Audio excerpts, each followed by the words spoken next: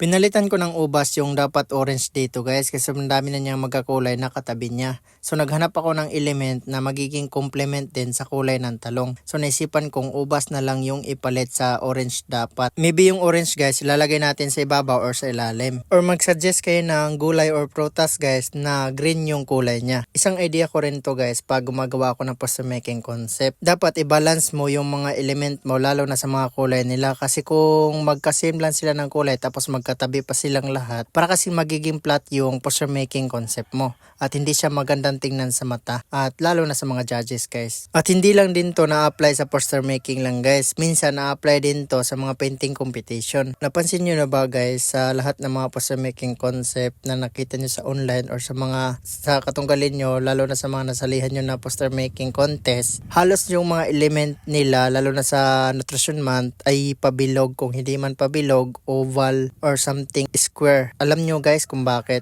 Kasi madali lang yung kulayan, so makakatipid ka sa oras. So yan yung isang idea ko guys na i-share sa inyo na dapat kung gagawa kayo ng poster making concept, maghanap kayo ng element na madali siyang kulayan at the same time maganda din siyang tingnan. Pansin nyo sa poster making contest, halos na lang mga element nyo makikita ay hindi mawala yan talong, carrots, apple, watermelon, kalabasa, ubas. Halos di yan mawawala guys sa poster making contest lalo na sa nutrition month kasi napakadali nilang kulayan kasi bilog lang. Yung carrots, ubal lang pero may pagkabilog din.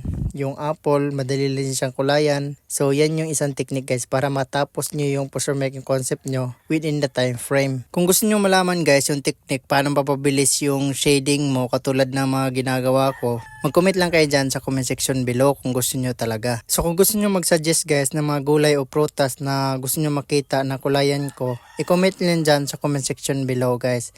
At baka makita ko yan, yun yung igawa nating element sa susunod natin na video. So yun lang guys, sana meron kayo natutunan sa video na ito.